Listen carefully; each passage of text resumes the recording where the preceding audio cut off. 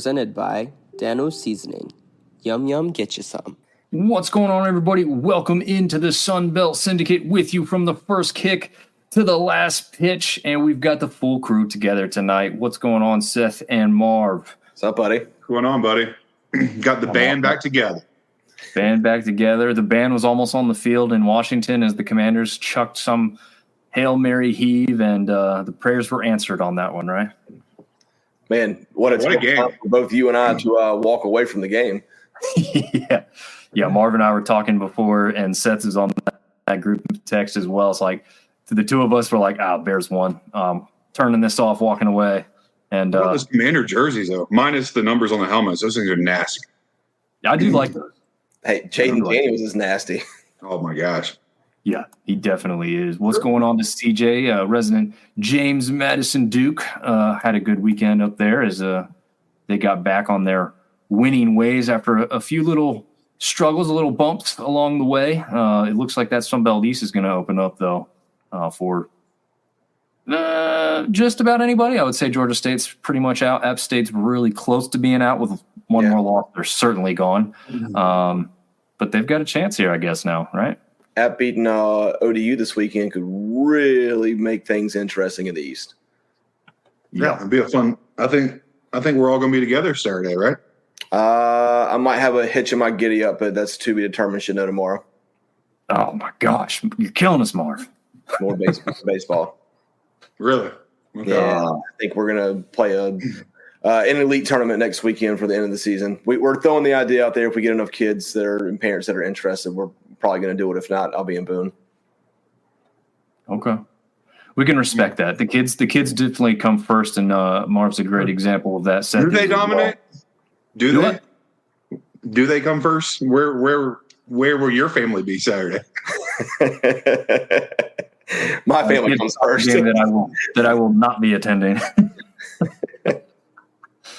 I didn't put myself as an example. I put you two down there. But we appreciate that. Oh my gosh! All right, let's get into this. And before we go too far along, thank you to College Football Dogs for allowing us to bring this to you all, as well as Dubby Energy, Fanplex Graphics, TSN Off Road, and of course Dano's Seasoning. Sprinkle that on anything you're eating, and it'll make it taste a little bit better. We've got that ticker scrolling across the screen at the bottom, and all your discount codes and coupon stuff will be there for checkout. And now we're going to jump right into the Week 9 review. Seth and I talked to take the Georgia State App State game in person. Beautiful day in Boone, really. I guess right when we started tailgating and eating some lunch, we had some rain, but after that, it was nice, right? Yeah, it ended up being a beautiful day. And we were a little disappointed with the crowd to begin with. But as kickoff got closer, I mean, it filled in, man. It was like Christmas again. We haven't had a home Saturday game since the first Saturday of football season. Yeah. It was good to be back. Definitely. Someone else who's good to be back, Artie Cat, saying, hey, guys. CJ giving a little shout-out saying Mountain Strong, which has kind of become that hashtag. A lot of stuff, T-shirts and sweatshirts printed with that on it. You saw a ton of that around the stadium on Saturday and around town. Tyler Alston was listening to Greg McElroy call a game, and I was like, man, he sounds like somebody. Turns out y'all okay. I've not heard that before, but I'll have to take a closer listen and see. Similar athletic ability as well. So he doesn't have any? What? All right. Well, enough about that. Oh, wait, we wanted to do what Marv wanted to really talk about tonight. We wanted to jump into the political realm and get everyone's thoughts and feelings on. I'm just kidding. Jesus. I'm going to go ahead and jump off now. Thank you guys. Have a great night. I think we lost half the viewership just now. We're all about viewership. Let's go. Yeah. All right. Well, the first thing we will review before we get into the individual games themselves is the latest look at the standings. As we said, pretty much everybody's still in it over there on the east side. Sans probably Georgia State. I think a miracle would have to happen if they're not already mathematically eliminated at this point. I don't think quite technically they are. But, yeah, I mean, we've got two teams right up there that just matched up. The same record, obviously ODU on top of Georgia Southern because of that head-to-head win. But you've got Marshall right there after this weekend. They could be a 3-1 team. James Madison, I don't know what to make of that team. 6-2 is a great record overall, but they're only sitting at 2-2 in the Sun Belt right now. So I don't know. What do you guys think about the James Madison, where they sit currently? I thought they would be a little higher. I mean, once again, Carolina's not that great, but you put up 70 points on an ACC team. You'd think that, hey, Sun Belt defenses aren't going to be able to stop them. I still think they're a good ball team. I'm trying to look at who they have matched up this weekend, but I would not be surprised to see them at the top at the end of the season, just to be completely honest. No, I agree. I agree with Marv.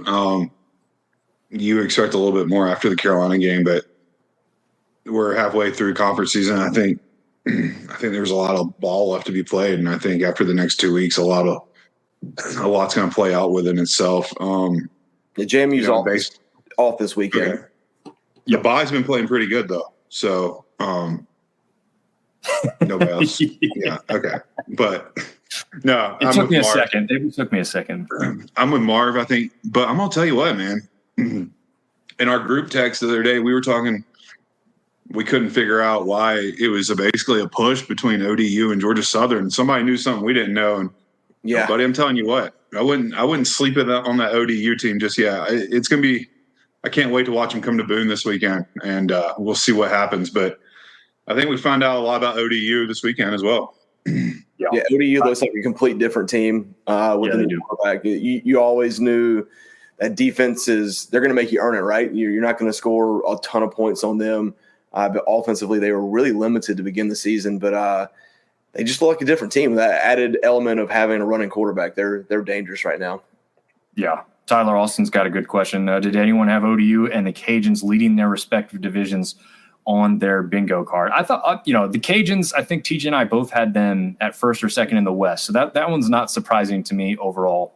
Maybe a little bit surprised they're 6-1, but definitely not ODU. Did not have ODU at the top in the East. Not at all. I'd agree. Not at all. Louisiana, not that big of a shock. I mean, maybe Texas State would have been our other sleeper, but yeah, definitely ODU is the biggest surprise, I think, in my opinion. And like Austin said, they've kind of gotten better throughout the season, like Marv alluded to, too. You make the change at quarterback, that is a very large part of the piece of the puzzle because the defense has been pretty solid throughout most of the season. That really hasn't been a downside to them. So we've talked a lot about the East there. A couple teams that didn't go last week in Coastal Carolina that will go again this week. On the West side, besides the Cajuns, Arkansas State jumps up into second place with their head-to-head victory over South Alabama at this point. I'm sorry. ULM. They haven't played South Alabama. You're right. They're above ULM. And I think if you haven't played, I believe the tiebreaker is your just overall winning percentage, if there's, everything else in the conference being equal. So the Arkansas State Red Wolves jump up to second with that 5-3 overall record right now above South Alabama. But those top four teams, they're pretty even. I mean, we just saw South Alabama destroy ULM. We'll get to that one in just a second. But, yeah, 4 teams in the West with 3 wins in the win column so far. Texas State still dangerous, just off last week, so they're sitting at 2-1. Very possibly could be a 3-1 team at the end of this week. And then you've got 2 teams that I would say are completely out of it at this point, right? Yeah, I'd agree. Yeah, Southern Miss and Troy. And Georgia State. I think they're pretty much eliminated at this point. And like Seth said, one more loss for Upper Coastal or both of them go down this weekend. That's too big of a mountain to climb. Yeah. I think so too. Artie's looking forward to the big game Tuesday for the West Division. Yeah. Besides this review of this week, we will include that one because it does happen before our weekly Wednesday show that includes TJ. So we will be talking about that one to wrap this one up. But yeah, this one could pit a lot of teams at 3-1. Be really interesting going into the weekend action, what that West Division looks like. Before we move on here, Tyler, with one more thing. I guess Troy's tanking for free agency or something. We can't do anything right, but get off the bus at this point. But I still say we have to be patient with Coach Parker. 100% agree, and we'll talk about that when we get to that Troy and Arkansas State game here in just a minute. What I've done this week, too, guys, is put up the stuff that we saw for the spread and the over-under point total for these games to see kind of what ended up transpiring. We haven't done that yet. I find that stuff interesting. Take it down. My wallet got hurt on that one. Take it down. Yeah. I don't think I covered the over on their own, didn't they? Almost. Yeah, almost. There is a team that did that later on, too, by the way. I took Georgia Southern at +2. I thought they were going to win the game outright. And then, ODU comes out and Colton Joseph just goes absolute ape shit. Yeah. Totally bonkers on his own. On the ground, too, right? Almost 80 yards, I think, something like that. 70 yards on the ground, 304 through the air, 4 total touchdowns. I mean, they just couldn't stop him. That guy is – you know how they say some quarterbacks are deceptively fast? He's just fast. He's quick. True freshman, right? Yes. Yeah. You know the first thing I think about in today's age when it comes to that kid? Transfer portal. Yep. Somebody's making some money next year. Yeah. Yeah, that's 100%. Very possible. You know what, though?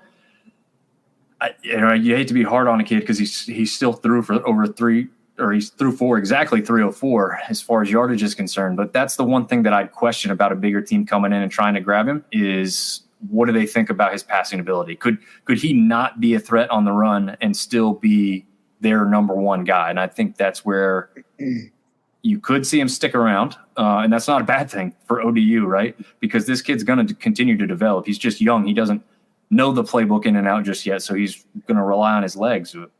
It's working. Second leading rusher, by the way, with just those 69 yards. They didn't have a big game on the ground. They didn't need to because they had so much through the air. But, yeah, I mean, this was the point that we questioned coming in, right? Like, if he's got to be all the offense, could he do it? And the answer is apparently yes. Yeah, no, he's a game breaker. Yeah. Aaron Young went for 77 and a touchdown as far as the running backs are concerned. And as Isaiah Page did hit the century mark with 100 yards receiving, but no touchdown to his name. A little surprising. He didn't find the end zone. One guy that's continued to find the end zone a few times is Pat Conroy, tight end. There's only 83 yards on the day on 3 catches. Not a bad day. Just an average of almost 28 yards per catch for a touchdown. It's eerily similar, if not almost exactly reminiscent to a couple of the plays they pulled off against Bowling Green when this offense with Colton Joseph started to kind of get into any kind of rhythm where they just kind of sneak him out. And all of a sudden you find him 10, 15 yards downfield with absolutely nobody on him. And he just makes an easy catch. And you said deceptively fast for Colton Joseph. This is the opposite, but again, he's got a 10 to 15 yard head start, so he finds the end zone and he's just fine in that regard. So, yeah, shout out to him for finding pay dirt once again. And then, I mean, on the opposite side, Georgia Southern, what the hell happened, right? It wasn't like they turned the ball over 5 times, only 2 turnovers. They just, they got time of possession was dominated by Old Dominion. I mean, they gave up 560 yards total offense, Georgia Southern did. So kind of hard to win a game when you do that. ODU doesn't turn the ball over. They're just efficient. I mean, they jumped out to a big start, and that was that. No looking back. Yeah. Question what would be ass beating. Yeah, definitely worse than a lot of people had suspected in that one. Let's move on to the next one. Again, we got those up-to-date standings there. ODU did absolutely cover that 2-point difference, and then they went over the total almost all by themselves, but certainly with the 19 from the Eagles chipping in. All right, if you bet anything here on the app and the over, you lost. They moved the spread to 7 like half an hour or an hour before kickoff. Okay. It was 7 yesterday morning. Remember I told you. Yeah, it was down to 7. And I took it at 7, and it got pushed. All right, that's not a bad thing. That's not a loss. So there you go. This one looked like they would struggle to even get that though, right? The 7 or the 8, it didn't matter. There was 2 points scored in the entire first quarter, correct? Yeah, the safety on the block punt. Yeah, and I think Seth and I are both probably sitting there going, "Oh man, you can't beat this start, right?" They allow nothing on defense. They get the 2 points on the punt block. They get the ball punt back to them. They're moving the ball pretty well the first couple series, right? Not series. The first couple plays, and then they had to settle for a field goal that got pushed. Yeah, and everyone they shot off the gun like the field goal was made and everything, because I think everyone expected it to be made. And from the side, we're at the side, right? We're at like the 40, Seth. If we had end zone seats, like some people, we would have probably been able to tell where that ball was, but we weren't. So yeah, we're in the poor people section. But yeah, no. Yeah, from our vantage point, Seth even came down and goes, "Man, I thought he made that kick," and I was thinking, yeah. The only thing that made me think twice was it did sound weird coming off the foot. Like I didn't know if it almost got blocked almost immediately or whatnot, but nope, just missed it. That's what happens when you're starting kickers out, I guess. Michael Hughes apparently sounds like he's going to continue to be out going into next week as well. So hopefully the kicking game isn't needed as much. But yeah, I mean, not many kicks were needed in this game because there wasn't a whole lot of great defense played, right? Besides that first quarter, apparently. 33 App State, 26 for Georgia State. Georgia State still cannot find the win column versus the Mountaineers. So can you say that one more time? That sounds really good.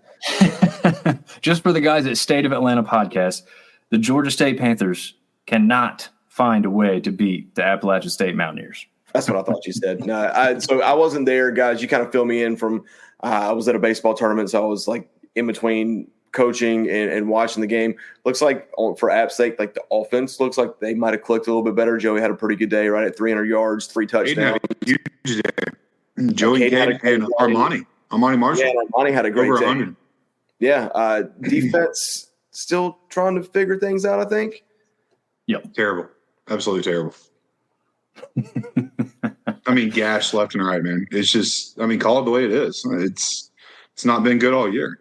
It hasn't. Yeah. It was specifically the run defense, though, right, Seth? Like, I mean, Gibson goes for 192, 1 touchdown, averages 8.7 per attempt. But, I mean, you had Ted Hurst make a couple big catches like he's done throughout most of the season for Georgia State. But other than that, their leading receiver, Dorian Fleming, only gets 33 yards. I mean, I wasn't really scared of a deep threat from Georgia State or, getting carved up in the air. But that running game, man, it's like, were they not loading the box after figuring out that's what their go-to play was going to be? Or reminded me a lot of South Alabama, man. South Alabama's still running on them, I think. But yeah, it was a lot like that. Yeah, I mean, offense was fun to watch for the most part, Caden yards. I mean, it's a pretty productive day. You like to see Caden and Joey, that's your leaders. But Amani, I mean, that dude seems like he's been there since the 90s. 130 yards, I think I saw. Dude's running all over people. He's a freaking mountain. He's huge. Yeah. Once he gets going, you can't stop him. And it's 220. Yeah, and I like to see that we finally settled on a running back, maybe 2 running backs, and leave them in instead of this 4 or 5, 3 or 4 running backs. Just get some consistency going. But defense is terrible. Defense is terrible. Hey, what's up with Castle? Is he just not playing football right now? Is he injured or? He had 2 carries for 20 yards. He got banged up at the end though. Again, right, Seth? Yeah, I think that one he had that 20-yard catch, but I think Castle kind of. Was it South Alabama? One of those games he had a big drop, a big fumble. And excuse me, Kanye's had a few big drops too. So maybe, Amani made it. That might have been his coming out party yesterday. Who knows? But Joey's Joey. I mean, it was fun to watch, but barely pulling out against a 2-5 football team. I don't know, man. Who knows? I will say I agreed with you in the moment, and then I'm going back and looking at Georgia State. Man, they played like a lot of people close this year, though. Like 1 score. Vanderbilt. So yeah, they beat Vanderbilt. They've got it's like I was just telling my father-in-law because he asked me about the game, and he's like, "Oh, is that kind of like expected outcome or whatever?" And I said, "No, not really. People probably expected a little bit more, but if you look at Georgia State, you really break it down compared to what they have been. They are certainly an improved football team." I don't think they're a bad football team at all. I don't think they're as bad as their record shows, to be honest with you. I mean, you would not be able to just go in there. And again, we just talked about Vanderbilt. You would not just be able to go in there and assume you're just going to beat this team. Like, they are going to give you everything they've got. So, yeah, I mean, shout out to Mike McKell-Dukes and Freddie Brock. They really did a really good job with the tandem at the running back position against this defense and just carved them up repeatedly. a couple like stop moves, where like you just assume the running back's going to keep going and they just stop and get 7 more yards because of a juke move that App State defenders were just not at all prepared for. So, yeah, not totally shocking. Again, this is about covering the spread. As you said, it was adjusted before this one started. We're going off of what we used for Wednesday's preview, so that was obviously a little bit outdated. But if a you win's had a win right now, a team that needed a win very badly. So. Yes. Yeah, definitely. It was a good game. It was, as Seth and I said, it was a really entertaining game to watch. If you were a casual football viewer, you probably would have had a ton of fun with that game because it went right up to the wire. And a couple of people in the stands were talking about how long has it been since we've stayed all the way to an end of a game here lately. Like it seems like it's been a little while. So this was UNC last year. Yeah, true. But think about this: how much of that stadium had emptied out before the fourth quarter really started? There was a good amount of people that had left by then. But I think the vast majority of those people in Boone stayed yesterday because what the game meant and obviously how close it was probably the bigger aspect. People miss football. Yeah. I'm sure for a lot of people in the community that was kind of like you add tailgate into it. It's 5 or 6 hours of like forget everything that's going on around you and just have fun. Yep. Absolutely agree. And by the way, for people that are wondering how that operated, we kind of have a mostly straight shot in from out of town to get into the stadium. Seth parks a little bit further away, but he kind of beelines to where Marv and I end up at. And, it flowed just as normally as any other football game I've been to. So A+ to the town of Boone for being prepared all the way around, getting people in and out. Getting out was about as easy as getting in. I know some people bounced out early to go see the concert in the Carolinas down there. Shout out to Luke Combs and everybody else artist-wise who participated in that. And even though they're terrible NFL owners, they are seemingly good people with the Teppers covering all the cost of the event itself so that all the money made profit-wise by the event can be donated, which is apparently over $24 million. Oh, wow. That's awesome. Or was it $24,000? No, it's got to be $24 million. Yeah, about to say tickets were pretty expensive for that event, if I'm not mistaken. Yeah. We can keep $1 million of that for December 2nd. Moving on to the next game. It might be center in that, buddy. Yeah. We'll see.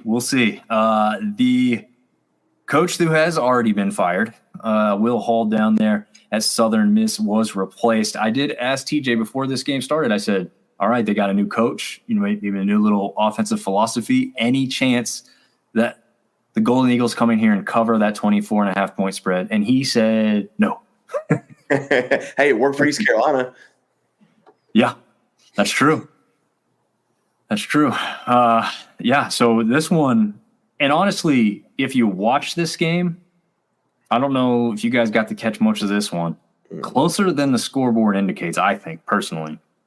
They had a couple things called back. I think there was a return punt and a long pass play. I can't remember exactly the specifics. 2 huge plays that went for touchdowns called back against Southern Miss. And obviously, I'm not saying like you take those away because there was a penalty and that was the reason they were called back. But, as far as being dangerous here, this was a game that was probably putting a scare into some of the people there at the stadium up there in Harrisonburg, Virginia. But yeah, didn't cover the point spread. JMU did not cover the 24.5 points. What are you guys' thoughts on this one? Just looking at it, I didn't get to watch any of the game, but it was a 1-possession game with 5 minutes left in the third quarter. Would have thought that JMU would have blown them out of the water, like you said, kind of the like, hey, we got a new coach. Like, hey, let's be fired up and try something different. I don't think Southern Miss has the talent. Yeah. And when we talk about talent, you think JMU has more talent considering the fact that they lost a bunch, but 24.5, that's a big spread to cover. Yes, it is. But in 54.5 total points, you would have thought that would have been okay as well because we've seen JMU score a lot and give up a lot at times. But, hey, JMU did exactly what I think everyone thought they were going to do, win the game, 6-2, move on. And for Southern Miss, let the search continue. I agree with you, but who was it, JM, you had on TV the other night that they just put their foot down on their throat and didn't let up? Who was that? It was a Thursday night game? Coastal. Yeah. Yep. So, I mean, like when you're in the middle of a conference race, I feel like you expect the win, and then you also expect, you expect to cover that spread. If you're just, I mean, if we're thinking about JMU, when you think about JMU in your head, you're like top of the conference, winning every game by 20, 30. You know what I'm saying? Like you expect a little bit more of a dominance out of a team that I think we're all fooled a little bit by the UNC score is what we base JMU off of a little bit.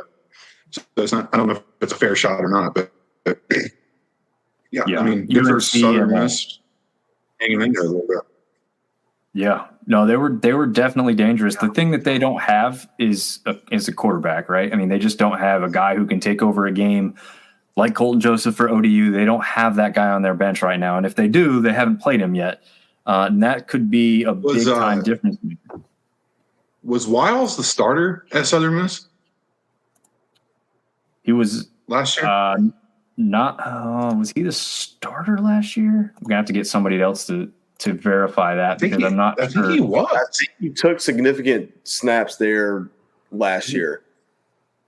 Yeah, I definitely think he played a good amount, but I don't know if he was the starter. He might have been. Gosh, that's a good question, and I wish I would. Just curious, you're leaving one to go be a backup somewhere else. I mean, I guess he could be the next guy in Boone next year, right? Because he's still got another year eligibility, correct? I think so, but the other thing is they brought in Rodemaker before Wiles even left, I believe. So I think he saw that as his ticket out, right? Like they're going to give that to this guy. Like there was probably some of this involved with bringing Tate in, and probably why he ended up leaving. But Tate's not even the guy anymore. It looks like Ethan Crawford's going to be the full-time guy. Kind of the same thing with what Colton Joseph looked like coming in. But definitely not as dangerous throwing the ball yet. He's definitely more of a run first type of quarterback. Didn't have a lot of rushing. I mean, he had 19 carries for just 10 yards. So credit to that JMU defense for keeping him in check and forcing him to throw. Unfortunately for him, he threw only one interception and 0 touchdowns on the day. So again, it's why you're seeing some of that 15-point total. 3 of those which were field goals, right? So like a kicker was a large part of their offense besides the one touchdown that I think they ended up going for 2 at that point. Yeah, they did. They went for 2. And it was turned the other way. Yeah, and Jam, like as soon as you thought this game, it's like, okay, wow, this game's really getting close. Then that happens. And then I think it was one of those like ensuing kickoff things that Southern Miss like returned, or like the next series they had a punt where they returned for a kick, and you're like, wow, okay, this game's really back on, and then it just got taken away. It's like every time Southern Miss thought they were right back in the game, they weren't. You know what I mean? Yeah. Still within striking distance. It wasn't a blowout of any sorts, but at some point those things take their toll on you, and it was something JMU was prepared for, and Southern Miss could not overcome. So, yeah, like you said, biggest point at this point in the season is to just keep winning.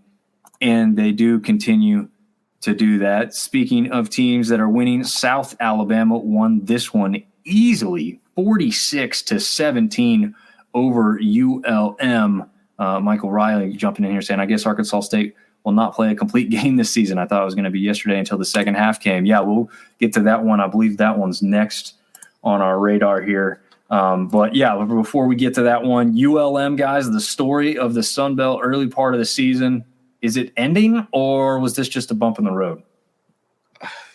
Hard to tell. I like to think it was a bump in the road for them. Everyone likes the Cinderella story. Listen, the game was close at halftime. I mean, I think South Alabama scored like 30 unanswered points in the third quarter, or excuse me, in the second half.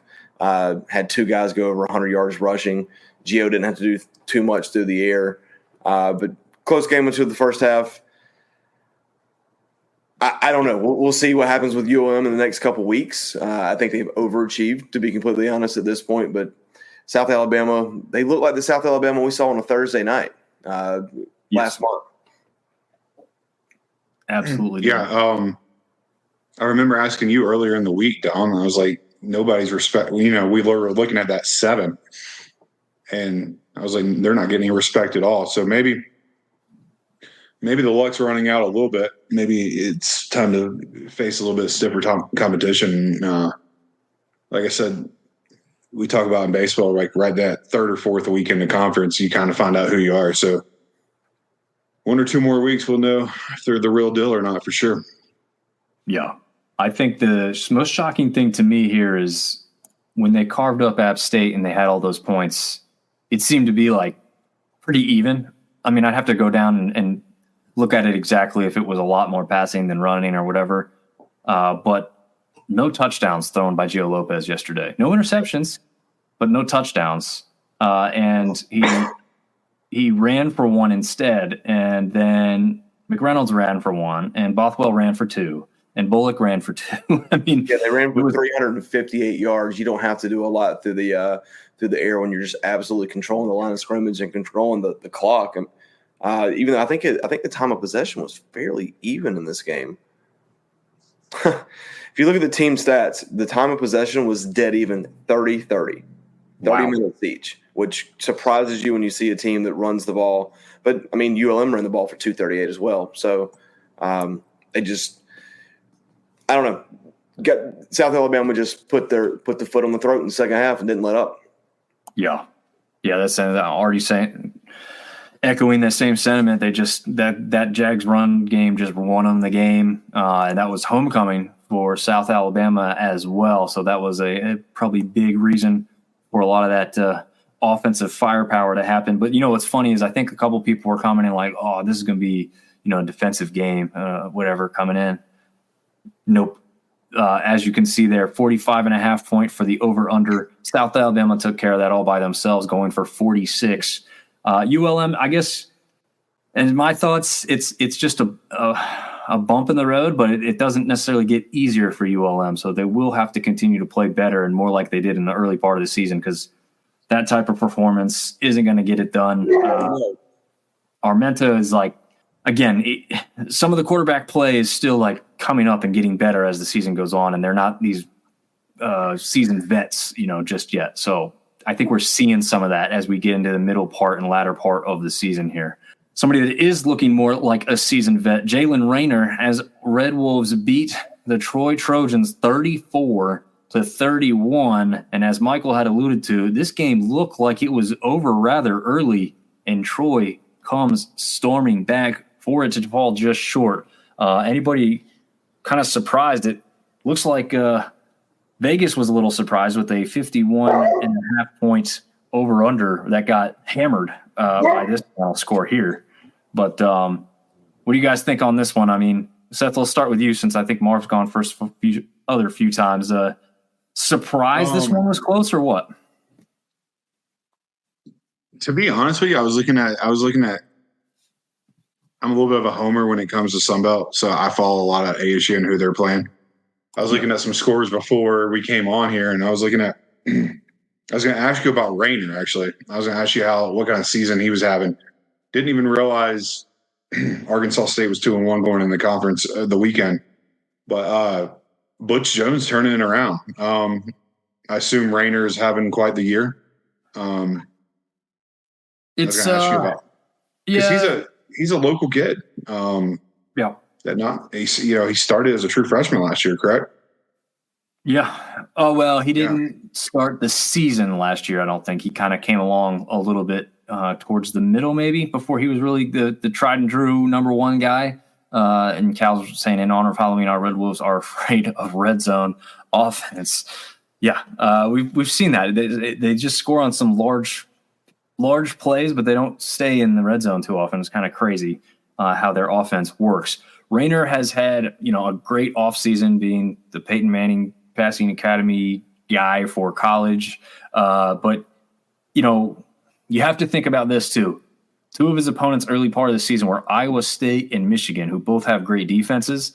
And until just recently, I think Michigan's now finally out of the top 25. You guys correct me if I'm wrong there, but I believe they're not in the top 25 any longer. Iowa State is, I still believe, and they placed both of those teams. So those are tough matchups for the Red Wolves to overcome. But he wasn't blowing other people away either, so it was kind of strange to see the off-season accolades not kind of roll into the season with him.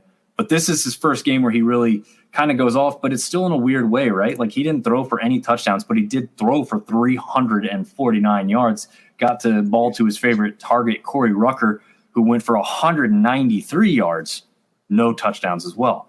So, once they got near the end zone, they started giving off the ball to Wallace to get in there. But, visually appealing wise, his game looks okay. It's just the defense has to round into form to stop some of these other teams. And they did not do a great job of that because it looks like they just kind of took their foot off the gas and let Troy get back in this one. Marv, I don't know if you got to see any of this one or just look at it enough. No, I just looked at it enough. I mean, and I don't know what was said. I apologize how to get the dog out of here. But, it looked at halftime, it looked like they were going to run away with it. And the fact that they had to come back and basically, last-minute touchdown to win the game. The guy pictured here, Ross, had a heck of a day for Troy. But they gave up 3 unanswered touchdowns back-to-back in the third quarter in a game that you thought was just over. And to throw for 300-plus yards and no touchdowns is a little odd. But you kind of like you said, they played 2 really good teams early in the season. You take those 2 losses away, they're 5-1, right? I think they're a pretty good football team. I think they're kind of like we've been alluding to. You'll really find out who they are over the next couple of weeks. But I would have liked to see them kept the pressure on and not have Troy come back and not have to win at home. I think they were home, right? Yep. Yeah.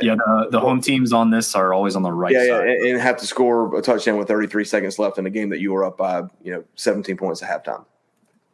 Yeah, that's my question for the Red Wolves, I guess.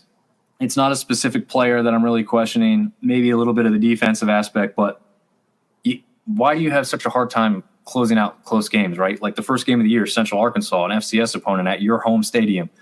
And, I mean, again, there's a question on whether you should have even won that game in the first place. Yeah. But then you do the same thing here in this game. It's a tough opponent, right? But at the same time, you're looking at a team that was 1-6 and 0-3 in the conference coming in, and you struggled to put them away after, like you said, this game should have been over at the half. I don't know. Again, that 5-3 overall mark, 3-1 in the conference, it looks just fine. When you don't look deeper than that, great. Arkansas State's sitting about right where they thought they'd be, I'd say, coming into the season. So I don't know. Let's see what Michael has to say here. Defense plays good some series when offense plays bad, then offense plays good and the defense plays bad. We can't figure out how to get it all to come together. Yeah, I mean, that seems to be the best description I've seen so far. Like you're just taking turns at being good and you can't do it all at once. It looks like maybe the closest they got to that was that first half, right? I mean, that was fine. Seemed like, they allowed Troy to score a big old field goal. That was it. Troy had 3 points at the half, and they end up with 31 at the end of the game. So, again, but, in a good thing for Troy fans, like we saw Tyler say, like, this is boding well for the future. We knew Troy was going to struggle this season. We didn't know it was going to be quite this bad. Nobody wanted it to be quite this bad. But I do think you have to have some patience as this coaching staff and these players continue to get better along the way. It may not be quite the results you want to see yet, but I don't think there's any doubt that this Troy team's gotten better without their starting quarterback again. They had Caldwell go over this whole game for this one. Throws 2 touchdowns, unfortunately 3 interceptions. So, yeah. Hey, Dom, I'm a little late to the party here, but how bad did Troy lose in the portal last year? How much? It wasn't awful, but Summerall did take some of their good players to Tulane with him. Not a ton of them, probably a handful of them. And I don't think they lost a lot in the portal. They actually lost a lot more to graduation. Guys that just exhausted. The receiver at LSU, did he go 2 years ago? Who was this? I thought we were watching football the other night, and there was a receiver for LSU that you told me was supposed to be at Troy. That was Oregon. Oregon's Tez Johnson. Yeah. Was at Troy for 2 or 3 years before transferring over to Oregon. I guess he might be one of those ones that has 6 years of eligibility if he wants it type of thing or whatnot. Gotcha. The all-coveted COVID year. Yeah, there you go. Tyler Ross, we're missing Goose at quarterback. Yeah, that's a big piece to the puzzle. And, again, great name. for college football to be missing out on. We didn't lose any to the portal, really. Lost 12 starters due to graduation. Yeah. Yep. And then Tez to Oregon, as we talked on. And Seth giving me a little trivia that Tez and what's the quarterback's name there at Oregon, Seth? It was Bo Nix. Oh, it was Bo Nix. Okay, so he's not there anymore, but he was there for Tez's season. Hell of a day today, too, by the way. Well, he played the Panthers. Dom had a hell of a day against the Panthers. Yeah. You're not going to get much credit for beating those guys. But, yeah, Tez Johnson, apparently Bo Nix are kind of considered brothers through. They are brothers, legitimate brothers. Well, yeah, but I mean. Not, you know what I'm saying. You're not going to look at the two of them and consider them being brothers just off the top of your head because they don't look anything alike, obviously. But they are brothers, yes, as Seth said. And I didn't know that tidbit. And then that makes sense about why Tez ended up going from Troy to Oregon with Bo. I didn't know that either. Yeah, cool little tidbit. I had no clue that was the case, but it makes a lot more sense about why he up. A lot of people, hate on kids when they leave and talk about it's just for the money or whatever. But that's a totally different situation when you can literally play with your brother in college for at least 1 year, and they did get to do that. Cool. So that is pretty cool. Okay, so we are done with the review. This is the preview part of the week or weekend wrap up, I guess we should say. But we've got a game on Tuesday night, fellas. We've got 2 weeknight games. None baby. Yeah. None on Halloween. So go have fun with those kids trick-or-treating. Watch other games that are on that night, I guess. But this one is Tuesday night. We'll talk about this one. We'll leave the Friday night game for me and TJ to preview on Wednesday. But this one coming up Tuesday, ESPN2, 7:30 Eastern, 6:30 Central, as the Cajuns of Louisiana travel to San Marcos to take on Texas State Bobcats. Early word is Texas State by 3.5 with a total over-under at 59.5 points. But first, before we get into that stuff, what are you guys' thoughts just basically on this one overall? Marv, let's start with you. Really good opportunity for the Cajuns to separate themselves as the top of the West. Texas State wins this game. The West is just, like we said earlier, a jumbled mess at 3-1. It depends on which Texas State shows up. I think the Cajuns have been very consistent. I think you know exactly what you're going to get from them. Texas State can look phenomenal on offense sometimes. They can look decent on defense sometimes. I think it really boils down to which Texas State offense shows up. If it's the video game offense that we all expected, then I think that they can win the football game. If they come out and they're average or pedestrian at all, then I think Louisiana is consistent enough to win this football game. Seth? I'm seeing shootout. I think you see Texas State show up. I'm not going to touch the 3.5, but I think it's going to be I think, like Marv said, consistent. When you think about Louisiana athletics in general, whether it be baseball, football, or basketball, I mean, you know what you're getting year in and year out. It's consistency every single year. So I think it'll be a good football game on Tuesday. I'm looking forward to being able to sit down on a Tuesday night. I think we might have a World Series game on that night too. So it should be a good night. Yeah. Double box on your new YouTube TV. No free ads. Throw us some money, YouTube. Tyler's saying he's taking the Cajuns outright by the spread. He said Cajuns by 10.5 earlier on. And then Artie says we need an Arkansas State-style complete game. Beat Lafayette. He also says the Bobcats absolutely need to win this game. I think for a multitude of reasons you need to see the Bobcats win this game if you're a Texas State fan, obviously. And the basic line of thinking there is that they have to stay in it, right? You go down 2-2 in the West right now with 4 teams already with three wins on their record. And one could go to 4 if they beat you. It makes every game after that, if you want to play for the championship, a must-win game. Yeah, and this was, make no mistake about it, Texas State was the odds-on heavy favorite to win the West side before this season started. Cajuns not far behind them, right? I think a lot of people had them at 2 or 3 at worst.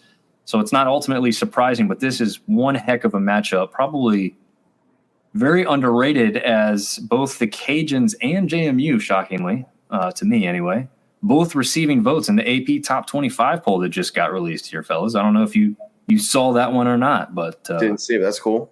I think Louisiana was 28th or something. Yeah, I think Louisiana would have come in at 28th if you tally them up that way. JMU would have been a little bit further down, probably past 30 or so, but I don't know if they watched much of that JMU game if they wanted to put them in there. But, again, early season respect, the fact that 2 Sunbelt teams are even listed in there is good at this point of the season, and absolutely deservedly so for the Cajuns. We saw what happened to a highly thought of Navy team against Notre Dame earlier this weekend. So there's no reason that the Cajuns couldn't be up in there until proven otherwise. But, they've also got a P4 win over their or on their record, I guess, at this point with that win over Wake Forest. To note, their only loss is to Tulane, whose only 2 losses are to 2 ranked teams. The Cajuns may be the best team in the Sun Belt. A lot of people already think they are, right? Especially Louisiana fans, or as Artie would say, Lafayette fans. Safe to assume Artie's going to be at the game on Tuesday. I would hope so. Wearing the Syndicate shirt and proudly repping. Yeah, shameless plug, absolutely. I wore my I didn't wear my Syndicate stuff to the game this week. I wore my Broseph shirt. I wanted to show that thing off. We can talk about it later. Questionable. That's the word I'm looking for. Questionable T-shirt. I don't think it was cool. Maybe I'll put it on for the show at some point. I was gonna let TJ do that because I got him one. Oh, I bought him one. He's got one. It's sitting over here, right behind the screens over here. For some point when we actually see each other, we live like 40 minutes from each other. We never see. I see the 2 of you 3 hours away from my home more often than I see TJ. Funny how those things work out, right? It's the perks of parking beside each other, essentially, for football. That's true. Yeah, and Seth, and full credit to Seth for making the long walk over from where he parks to meet up with us. It's a good time. Hopefully, again, it looks like I think the weather for the most part of the Sun Belt slate is going to be nice for this weekend, so that'll be nice. So this one on Tuesday night should be nice down there in Texas.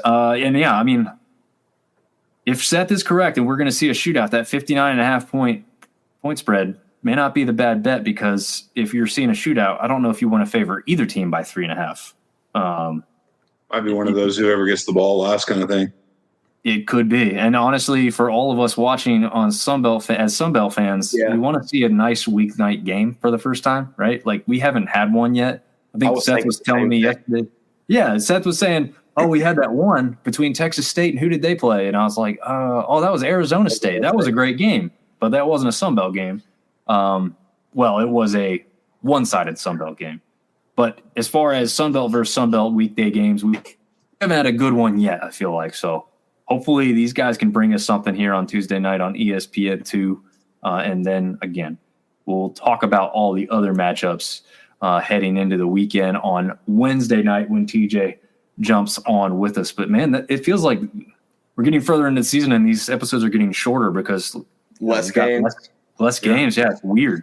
Hey, quick question. If you guys think if Louisiana shows out on national TV and wins the game, they get ranked next week? Obviously, there's some things that got to happen above them, but prime time, only college game on TV. I think sometimes a Tuesday night game does you no favors, because by the time the polls come out on Sunday, recency bias kicks in over the weekend. But your thoughts? I think so. They only got 3 spots to jump, right? Yeah. True. Dominant performance for sure. Yeah, that's what I was going to say. If they come out here and win this game by 2 touchdowns or more, then I'm thinking you've got to have a real shot at getting in there.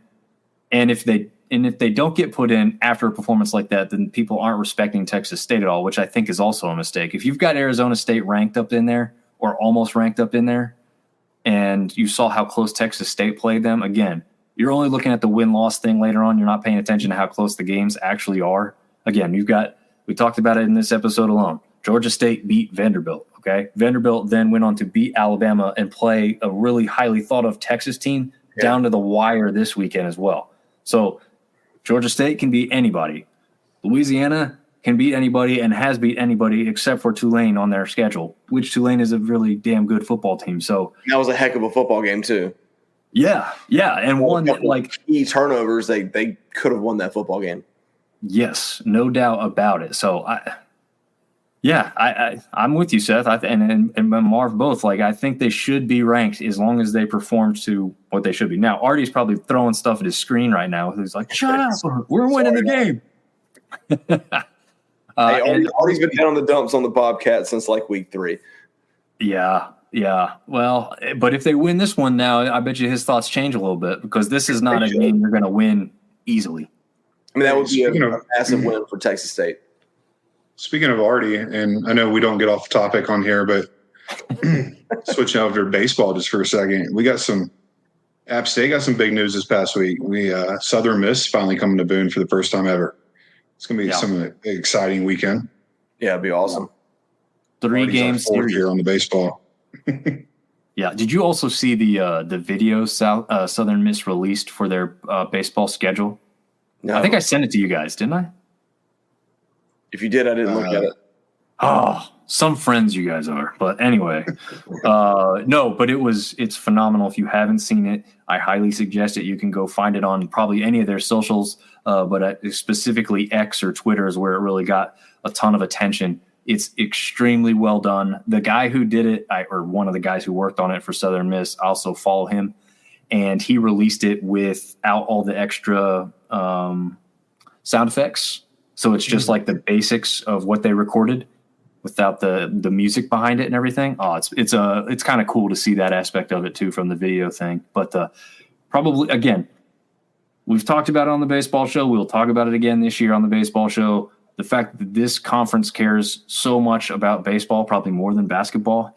But those things, those aspects, like, I haven't seen any other power programs or power schools or big universities come out with anything I thought was anywhere close to that or better.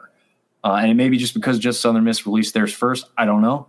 But that goes to show you part of why people think the way they do about Sunbelt baseball. So it could have been like, hey, football's not doing so well. Show them the baseball. Show them the baseball. It could be a large part of it. That's a great point, Marv. I wasn't going to put that one out there, but yeah, that is it's totally understandable. That is already saying it's in GJ's hands. It is. He's got to make some coaching adjustments, as what I've read on the socials for a lot of the Texas State fans. Tyler saying on that note as well, hoops start at Troy this week, and February 17th, baseball starts, Seth. February 17th. Yeah. It's like, Seth, how excited are you for App State basketball? Just to get off on a tangent for a second. It starts next Monday. Miami, Ohio, and Boone. I'm excited. Yeah. For the most part. Tanis informed me yesterday that we might be going to some women's games, so we'll see how that goes. But, I'm excited. I think everybody that's given up on football a little bit is starting to get excited about basketball right now. So they had the team out there, and the crowd got really loud for them. Usually those types of things are like, yay, okay, the team's out there, clap, clap, and then it's kind of over. No one I thought they got a pretty good ovation. Good coach. Oh yeah, Kearns is good for the program. Yeah, we ran into him at the Clemson game, Seth, and you guys got to talk to him for a second. Yeah, them and Troy. And then we literally took the stairs when we got in the stadium. Yeah. The battle of who takes the stairs the best between Troy and App State, if they match up this year. I don't know the schedule well enough off the top of my head yet to know. App's basketball schedule is terrible. Conference schedule, at least. We've talked about that before too. Yeah, they didn't do them any favors. They gave them quite a few big games while the students are all away over break. So that's never been a great thing. So Tyler says he's never been on App State campus, but looking for a reason to come. Yeah, that'd be a good reason. Yeah, and Scott Cross also uses the moniker "Take the Stairs." That's why I said it. We got to find out who coined that phrase first. I think. Yeah, that guy's been at Troy, but Kearns has coined that. Like, that was a day one, introductory press conference. Like, that's been his thing. Hey, yeah. Scott Cross has definitely been at Troy longer than Kearns has been at App State. Okay, well then Kearns more from him. Dom can attest to this, and Marv, I'm sure you went to basketball games while you're here, but me and Dom would go to games, and you could hear a pin drop in that arena. And then Kearns has got Couple last game sellouts. was, the JMU game. You can't. I mean, he's packing the home center. So we went to a bunch of basketball games. The one year that we were fairly good, I can't remember what year that was. They ended up going. They went to back when they did the bracket busters. Y'all remember that? Yeah, Wichita State, right? Wichita State and won, Oh. yeah, and then ended up losing in the conference championship game and got shafted and had to go to the NIT, and I think they drew Ole Miss on the road and lost a pretty close game. But it was fun then, just because it was. I mean, listen, it was college, right? It was an excuse to drink on a Wednesday night. But it was good basketball. Outside of that, the whole time I was in Boone, our basketball was bad. Yeah. And then the one year that Buzz Peterson came back, the Buzz is back. That was a fun year. And you know what the best part about that was? The SoCon basketball tournament was in Charlotte where the Hornets played, and that was cool. Yeah. Seth, you went down there with me, right? Yeah. Yeah, we put about 6 people in a Toyota Celica from Boone to Charlotte. That was a good. A terrible idea. Buzz left to go to UNCW, and our old friend Charlie Cobb decided he wanted to absolutely destroy the basketball program and hired Jason Capel. Are you sure Fancher wasn't in somewhere in between there? Fancher was before Buzz, I believe. Fancher was the coach when they had that year you were talking about, Marv. That was still Fancher. Fancher should have never been we fired. moved on from him. He didn't leave. We moved on from him, which was – Yeah, he should have never been fired.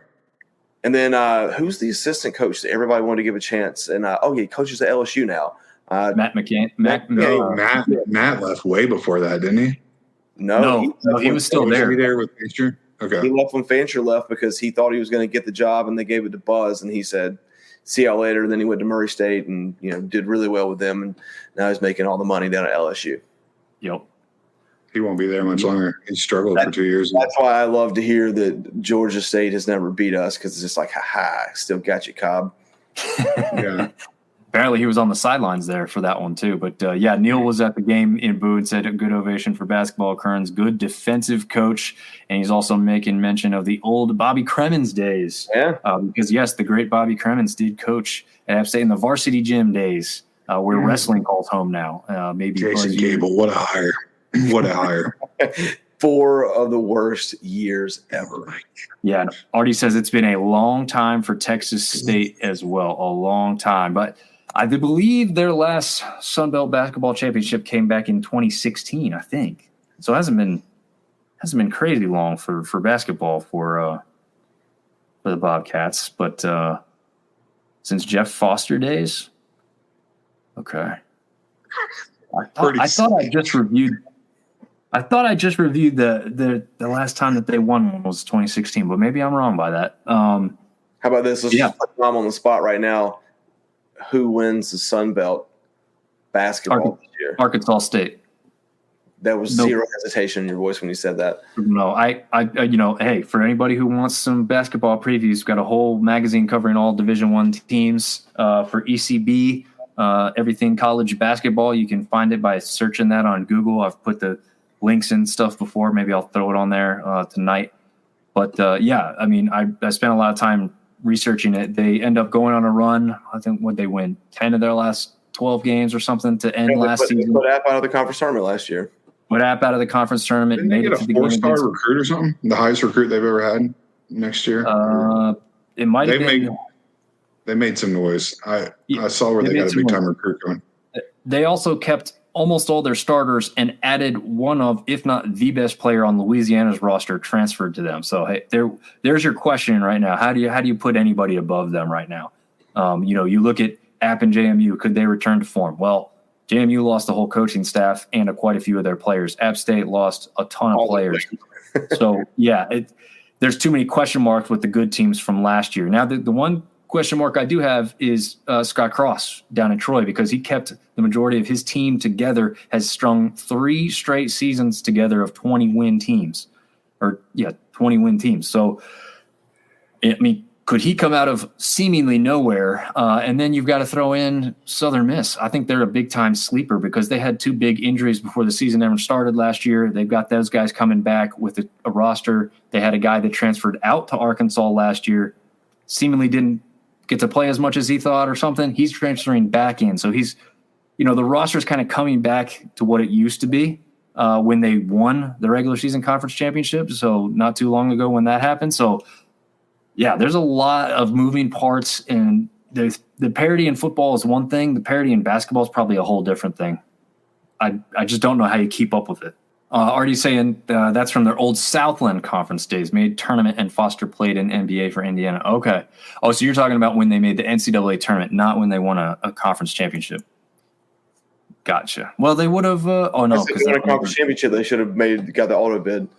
That might have been a regular season conference championship, so they might not have won tournament. Maybe that's what it is. Maybe that's what I'm remembering. But two top high school recruits in school history and a couple transfers from Louisiana and a local from Ole Miss. Yeah, that's, again, the reason that Arkansas State is on the top of everyone's list for Sunbelt basketball is kind of no surprise there. But yeah, I am trying to get with our guy who's going to hopefully be hosting the basketball show with me. And at some point this week, we hope to release that. So look for that to kind of separate it out. If we can't get him to jump on, maybe we'll get somebody else that's done some basketball coverage to help us out to get us started. But hopefully that one works out and we get to bring that one to you. But guys, any last minute thoughts here before we wrap this one up? Man, ready for Tuesday night. Like I said, for the West, that's a really big game, and for the Homer side of things, see if App State can string together 2 wins and make the East a little bit more interesting. Yeah, ready for some more football this weekend. Bring it all on. Yeah, bring it on. The battle of 2 quarterbacks from California over here on the East Coast with App and ODU going at it. So should be interesting. Lots of fun stuff to come up. Enjoy your Halloween week. Again, we'll come to you a second time before that holiday actually happens. But yeah, this was fun, guys. And Neil wants to know if can App get off the deck. We'll see if they got to beat ODU for me, and probably these 2 guys to think that they've got any real shot to stay alive. I mean, if they lose that one, I feel like you're back in the basement. Yeah, it's over. Yeah. So, yeah, it's going to come down to that game Saturday and see if they can kind of put themselves back in a – crazy enough, 3 conference losses and probably back in a race with 1 more win. So we'll see if it can happen. But otherwise, we will see everybody again on Wednesday night. Thanks for joining us. See y'all.